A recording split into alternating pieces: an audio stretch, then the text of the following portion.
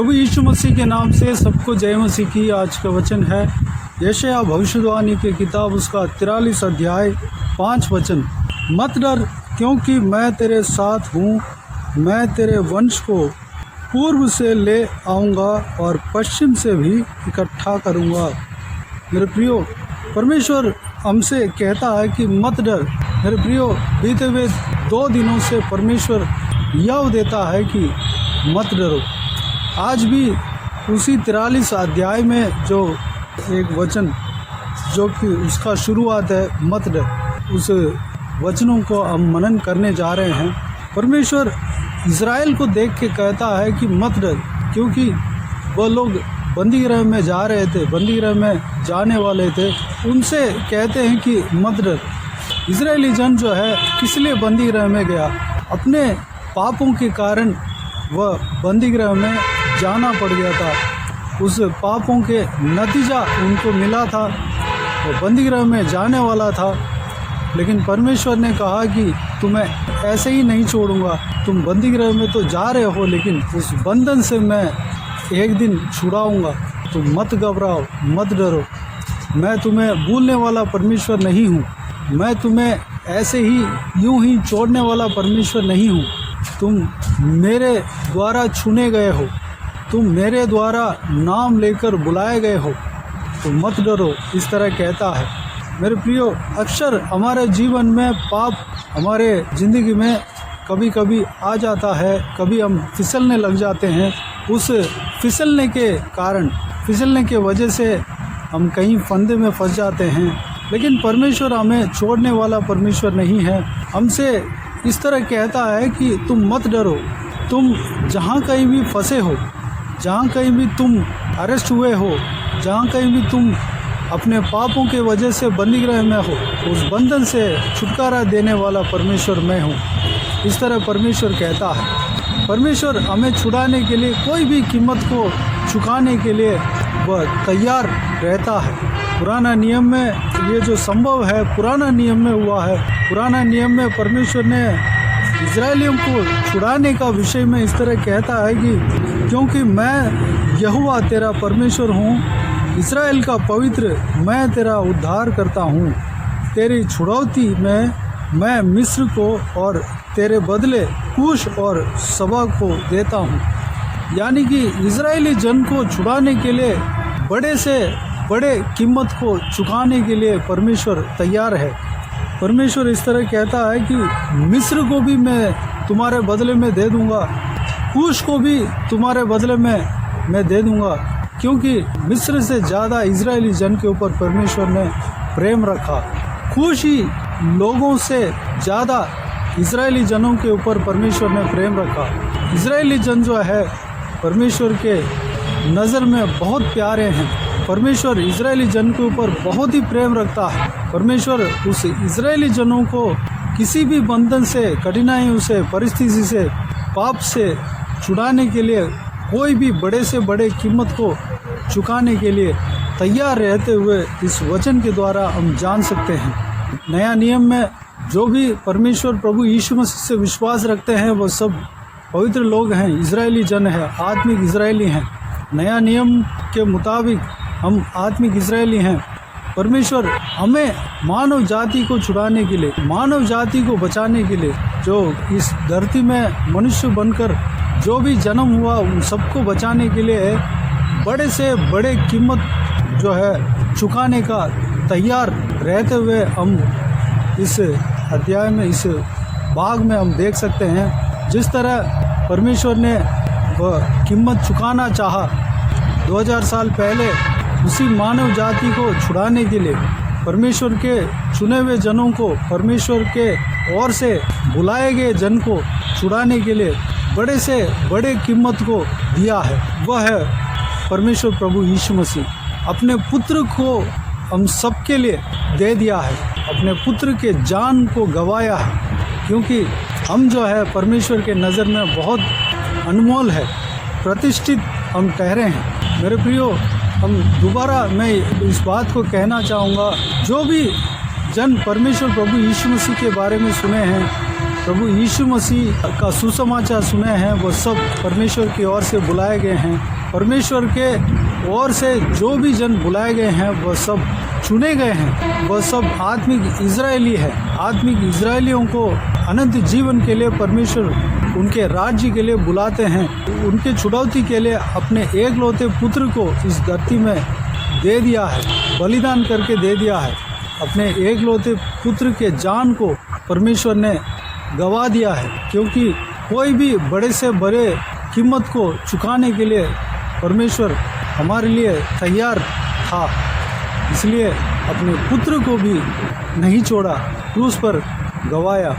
इस बात को हम इतिहासों में भी हम देख सकते हैं, पवित्र बाइबल में है ही है, लेकिन हम पूरे इस संसार में जितना भी इतिहास है उसमें भी हम देख सकते हैं कि 2000 साल पहले प्रभु यीशु मसीह इस धरती में आया और क्रूस पर मारा गया, गाड़ा गया, तीसरे दिन मुर्दों में से जी उठा, वह स्वर्गरोहण हुआ। ये सारे बातें साबित होता है। प्रभु यीशु इसलिए आया है कि हमारे छुड़ौती के लिए, हमारे उद्धार के लिए एक कीमत को चुकाना था। अपने लहू बहाकर, अपने जान को देकर वह उस कीमत को चुकाया और हमें मोल लिया है, अपने लहू से मोल लिया है। मेरे प्रियो, हमें नहीं डरना चाहिए। हम अपने पापों के कारण कहीं फंस भी गए हों, हम जाने अनजाने से फिसल भी गए हों, हम कहीं दलदल में जाने अनजाने में से हम पाप करके कहीं दलदल में पाप में फंसे हुए हों, उसमें से हम निकल नहीं पा रहे हों, परमेश्वर कहते हैं कि मत डरो, क्योंकि मैं तेरे साथ हूँ। मैं तेरे वंश को पूर्व से ले आऊँगा और पश्चिम से भी इकट्ठा करूँगा।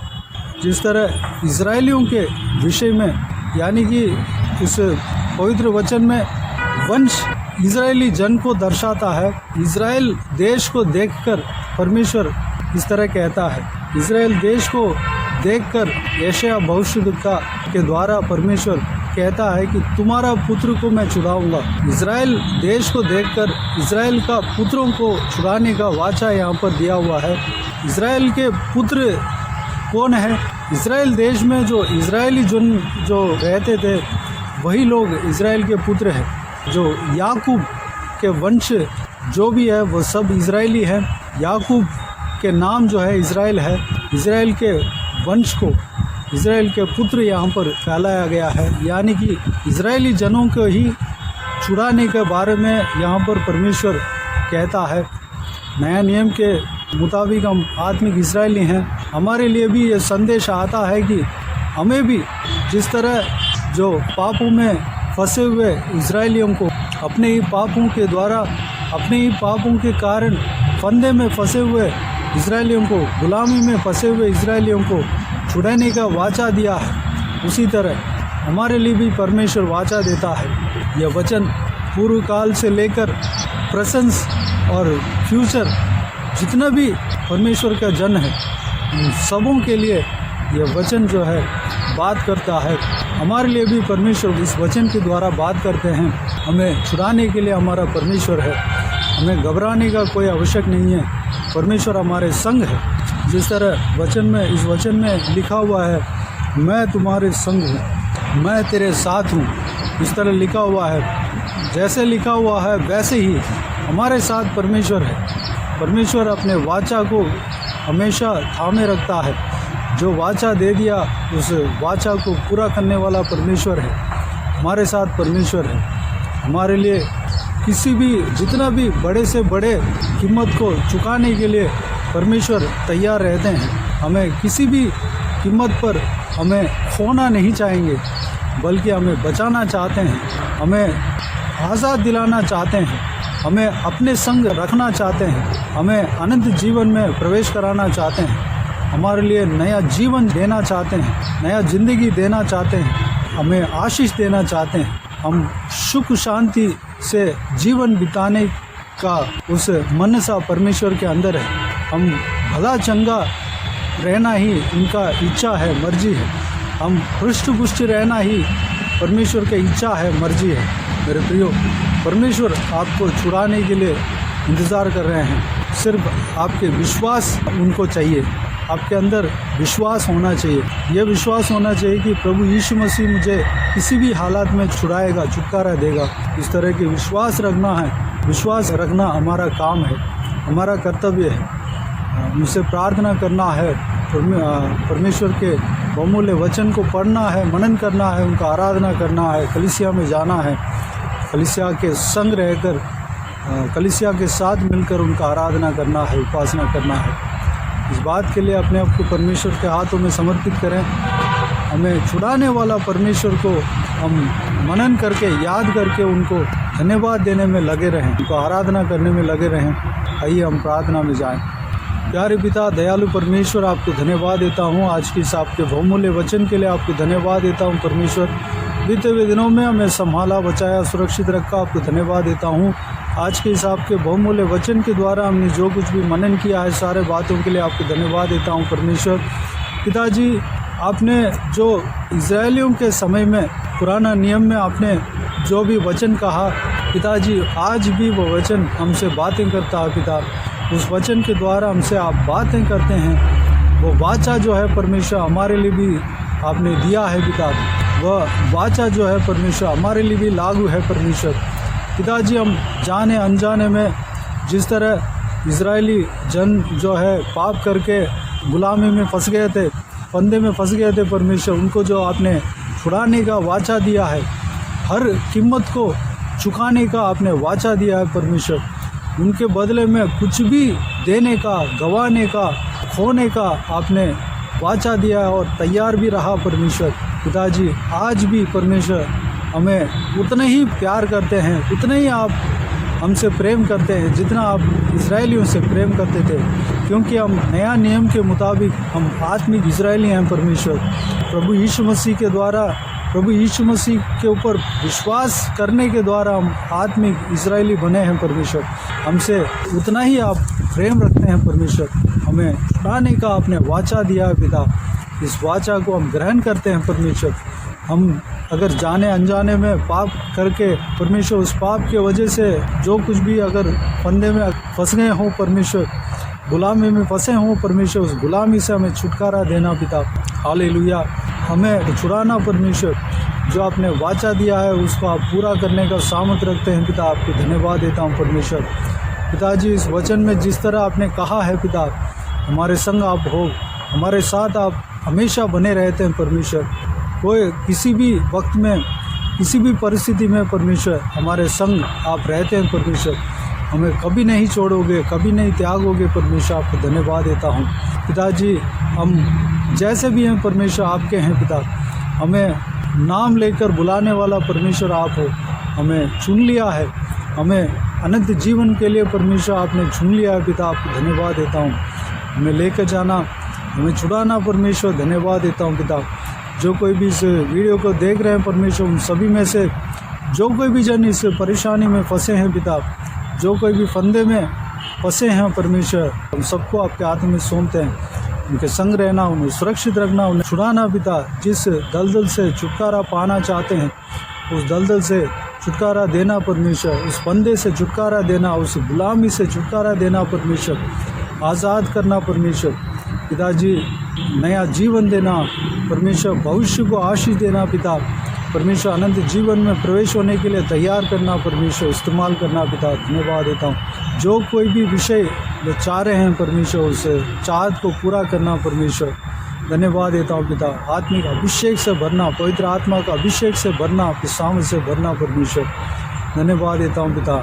हमारे अंदर विश्वास हमेशा बने रहने पाएँ, विश्वास में हम आगे बढ़ने पाएँ पिता। अनुग्रह देना। हालेलुया। सारा व्यूअर्स को इसी तरह आशीष देना, संभालना, किसी को भी कोई भी कमी घटी ना होने देना, भरपूर आशीष देना। कोई भी जन बीमार हो, उनको आपके हाथों में सौंपते हैं, उन्हें छूना, चंगा करना। प्रभु यीशु मसीह के नाम से चंगा होने पाएँ। अगर किसी को दुख हो, तकलीफ हो, तो सारा दुख तकलीफ को दूर करना, परेशानी को दूर करना, आंसुओं को पहुँचना। हालेलुया। जो कोई भी जन जहाँ कहीं भी जाते हैं, आते हैं, उनके संग रहना, सुरक्षित रखना। हर एक के ऊपर आपके हाथ हमेशा बने रहने पाएँ पिता। हालेलुया। महिलाओं का आपके हाथ में सौंपते हैं, बच्चों का आपके हाथ में सौंपते हैं, बुजुर्ग व्यक्तियों को आपके हाथों में सौंपते हैं परमेश्वर। सुरक्षित रखना, संभालना पिता। बाकी सारे बातों का आपके हाथ में सौंपते हैं परमेश्वर। हालेलुया। प्रार्थना को सुना, ग्रहण किया, धन्यवाद देता हूँ। सारा दुआ प्रार्थना को प्रभु यीशु मसीह के नाम से मांगते हैं, सुन और ग्रहण कर। आमीन आमीन। प्रभु यीशु मसीह के नाम से प्रभु यीशु मसीह का आशीष और अनुग्रह हम सभी के ऊपर बने रहें। आमीन आमीन। मेरे प्रियो, इस चैनल को सब्सक्राइब करें और शेयर करें। अगर किसी को भी प्रार्थना का विषय हो तो डिस्क्रिप्शन में दिए हुए नंबर पर कॉल करके प्रार्थना करा सकते हैं। हम आपके लिए प्रार्थना करेंगे। आप अपने व्यक्तिगत प्रार्थना में हमारे लिए प्रार्थना कीजिए। सेवकाई के लिए, इस सेवकाई का उन्नति के लिए, सेवकाई में जुड़े हुए हर एक जन के लिए, हर एक आत्मिक उन्नति के लिए, तरक्की के लिए, आत्मिक आशीष के लिए, संसारिक आशीष के लिए, पारिवारिक आशीष के लिए प्रार्थना करें। प्रभु यीशु आप सबको आशीष दे। इस सेवकाई के द्वारा परमेश्वर आपके जीवन में कार्य किया हो वो भी हमें बता सकते हैं, ताकि हम सब मिलकर परमेश्वर को धन्यवाद दे सके, महिमा कर सके। प्रभु यीशु आप सबको आशीष दे। आमीन आमीन।